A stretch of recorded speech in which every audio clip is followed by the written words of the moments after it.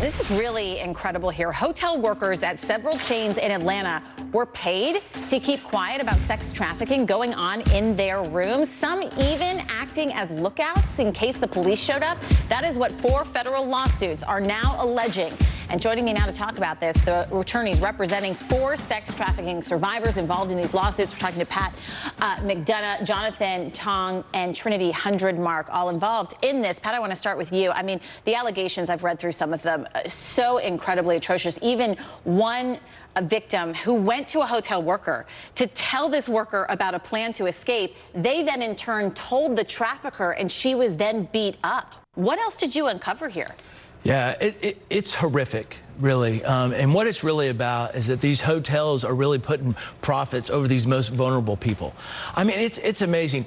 We have clients, and there's multiple survivors that were sold over and over and over again. I'm talking 5, 10, 15 times in one night at these hotels. And you could have multiple survivors in the same hotel at the same night.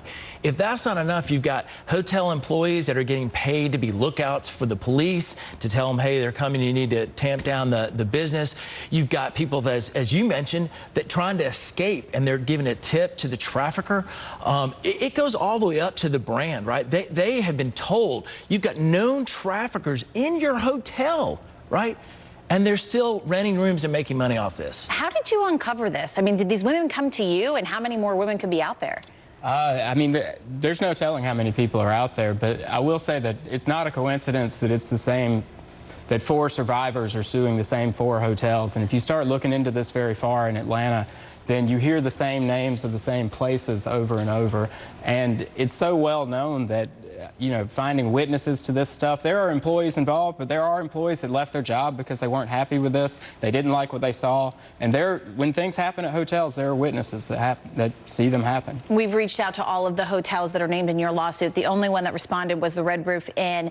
They said to us that they strongly condemn sex trafficking. Obviously, they have a zero tolerance policy. They do point out this is a franchise, and they expect their employees to follow their rules. I mean, why target the hotels in the lawsuit rather than the individuals? From what we understand, this is the first lawsuit of its kind to do that. Well, Lynn, this is about making the hotels be accountable for stuff that they knew that went on. I mean, they knew or should have known that trafficking was going on in their hotels, and law enforcement deals more directly with the specific individuals. But this is about holding hotels accountable that knew these activities were going on in their hotels all the way up the chain. The TripAdvisor reviews were out there that said this was going on, that there was criminal activity, drug activity, sex trafficking, all the way up to calls made to higher levels to CEOs, and nothing was done about it. And they just allowed it to go on because at the bottom line, they were making money, and their goal was to rent rooms. And you know, Atlanta is the epicenter for this, and we know that there is a huge movement to try and get some of these hotels to crack down. In the complaint, as many as 20 men a day visited some of these hotel rooms for short amount of times. A huge red flag, obviously, when it comes to trafficking.